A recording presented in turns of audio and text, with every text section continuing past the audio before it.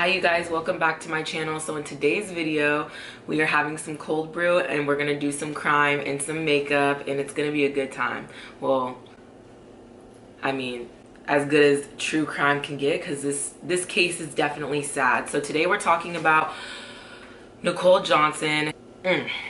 Nicole Johnson. I don't even know what to say about this lady. Something is just not right, obviously, like a lot of the people we're going to talk about. She is just, what she does is horrendous. So basically, Nicole Johnson was caught with 2 deceased bodies of 2 children in the trunk of her car.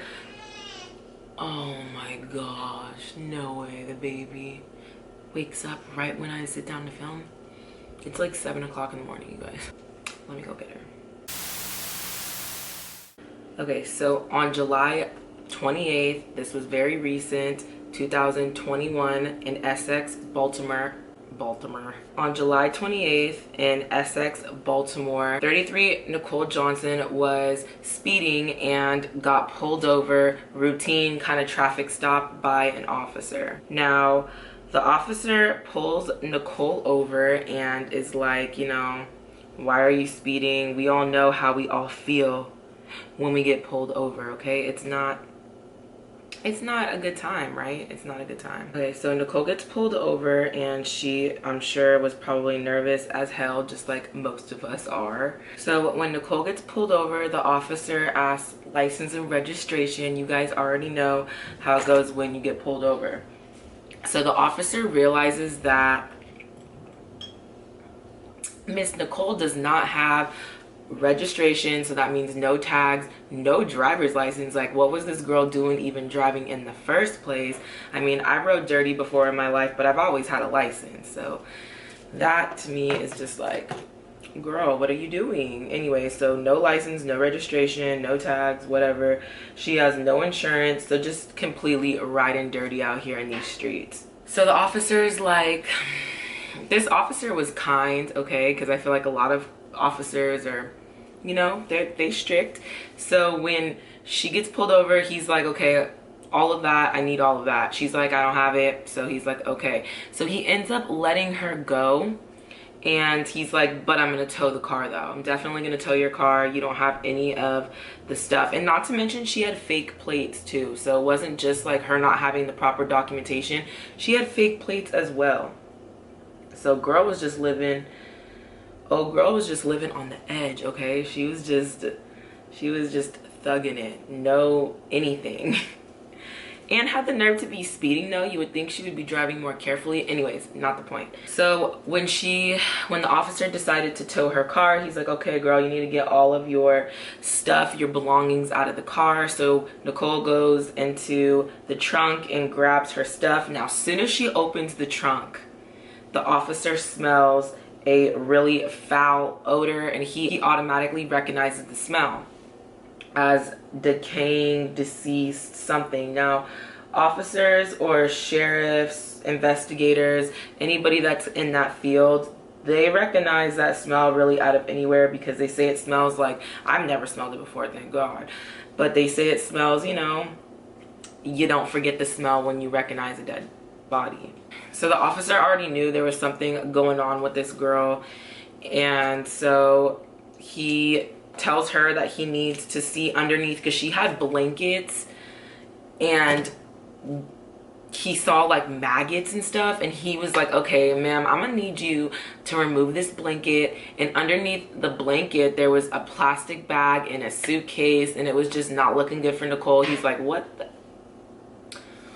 is this girl doing right now? Like a suitcase with maggots and it smells really bad. You already know something is up, right? So Nicole refuses to open the suitcase and reveal what's under there for the longest. She's like, oh, it's just like blankets, dirty blankets, and some trash. That's why it smells bad.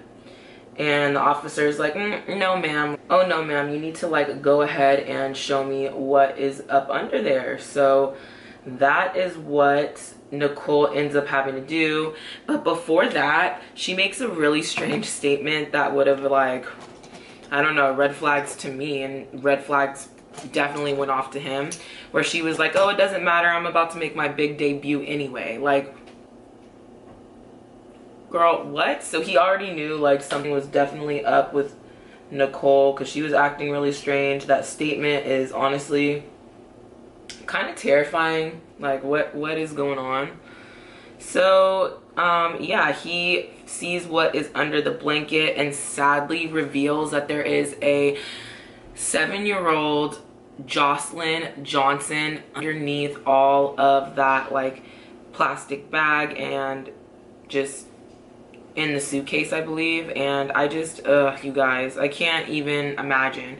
So later on, Jocelyn was actually, the autopsy showed in the coroners that she only weighed, you guys get this, she only weighed 18 pounds. 7 years old, only weighing 18 pounds. Like, that is insane. She was extremely malnourished and like, what the hell? So Nicole is actually her aunt.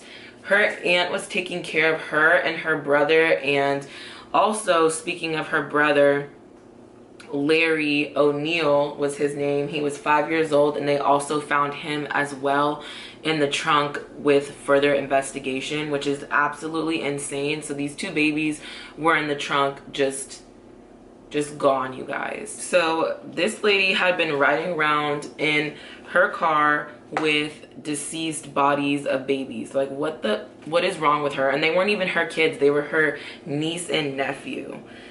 So we'll talk about more how they got there and supposedly why they got there in a second. But yeah, her, I can't even. So that was discovered, and Nicole tried to run, of course, and was caught, and I'm sure tackled down. Can you just like picture it in your head what that was looking like? Like, she tried to run, of course, but yeah. So she was apprehended and arrested on the spot, of course, thank God. So Nicole tried to kick rocks, but that didn't work. They got her, which is really good, because what the hell is going on here? So later on, the coroner finds out doing their autopsy that unfortunately, like, these kids have been in the trunk for months. Now, Larry O'Neill passed away about 2 months before they were discovered. And okay,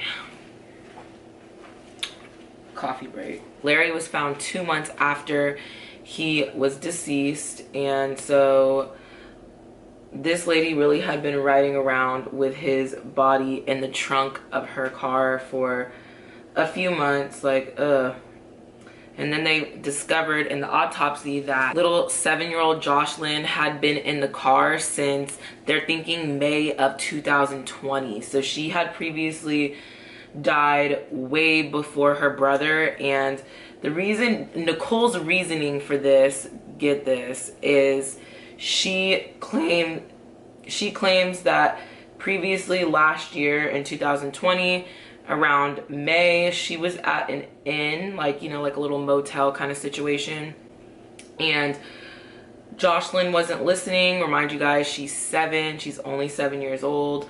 She claims that she wasn't listening, so she struck her a whole bunch of times. Like, girl, first of all, these aren't even your kids. Like, why are you hitting them? But she was hitting them, or hitting Jocelyn, and she claims that she fell and hit her head, and that was it. And so she just put her in the trunk of her car, and she was there ever since. And she claims that little Larry was, he also had an injury months later, a few months before they were found, and he never woke up. So she just mentioned that he had an injury and he never woke up. Like, okay. So then she put him in the trunk with his sister so they can be together. Like, I don't know, this lady. Official cause of death is not yet released by the autopsy. They are keeping that you know, hush hush right now, which they should, because this is a ongoing investigation. So we do not know the cause of death right now, the official cause of death. But we do know that they were severely malnourished, at least Jocelyn was, being 18 pounds, you guys. Like, can you imagine 18 pounds. Like, a bag of dog food can weigh more than that. Like, she's 7 years old. Like, how crazy is that? That's insane. So yeah, she only weighed 18 pounds. So they already know she was severely malnourished, and she is being charged with several crimes: child neglect, abuse, abuse that led to death, like all kinds of things. Rightfully so. Not wrongfully, rightfully so. The grandma wants full penalty for her daughter, which is Nicole's mom. She's like, no girl, like, you killed my grandbabies. So she's all on board for full punishment. She is not there to save Nicole, so that's good. She wants justice for her grandbabies. Now, I couldn't find anything talking about her background, really. I did see some stuff for her. A lawyer saying that she had a rough childhood, yada yada yada. She suffered from abuse and neglect as well. So I guess hurt people is what they say. But yeah, I really don't know why she would do this. Like, I don't know if I believe her excuses for why the kids ended up in her trunk. And she was just driving around for months, you guys, with these poor kids in the trunk. I can't. I just don't understand. She didn't get help. She didn't tell anybody. They were just in the trunk for all that time. Deshelle, the mom, which is the biological mom to these kids, my question was like, why, you know, there's several reasons why the mom maybe couldn't take care of the kids. I just read she fell on hardship, and there wasn't too much information out there about that. But whatever circumstances happened, she definitely trusted her sister, Nicole Johnson, to, you know, keep her kids safe. And she also planned on getting them back in March of last year, in 2020, but no one showed up when she tried to get her kids. Now, my question is for this, like, why didn't you call the police or like something? If I was trying to get my kids back and I couldn't get in contact with them, or if what is that? Is that a stereo? If I couldn't get in contact with whoever was keeping my kids, I would definitely be calling the police. Like, I guess that's just me, but I didn't read of any reports that she called the police, but I definitely would have been calling the police. So she tried to get them back, but she said no one showed up. So whatever that means, I don't know why she didn't contact somebody. Not blaming the mom or anything, I'm just saying. But, you know, she gave her kids to her sister thinking that the kids were gonna be safe. Like, obviously, like, how sad is that? Like, that is just crazy to me. Like, ugh.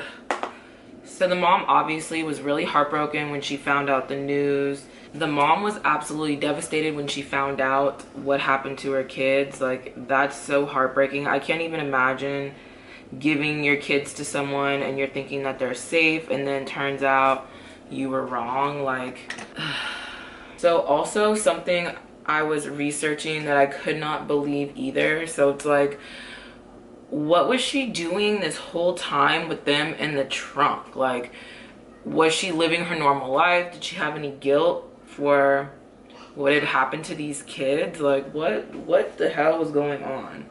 So I found out that her hairdresser, I believe, came forward and said that she would do, because if you look at this picture, her hair, that's like one of the first things I noticed, was her hair is done. Like, girl has locks dreaded up and looking all nice and fresh. Well, you know, they look like they've been taken care of recently, right? Turns out that her hairdresser talked to the police or talked to someone and said that she had been coming to get her hair done every month.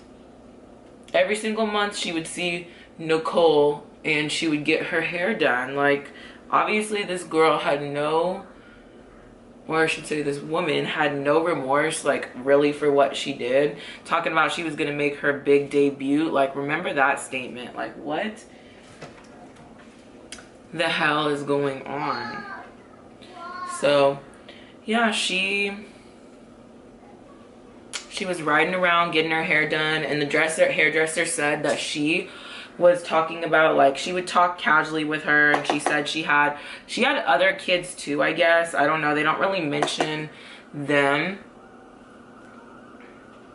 Every video, police sirens. Where I live, like, the sirens are endless, you guys.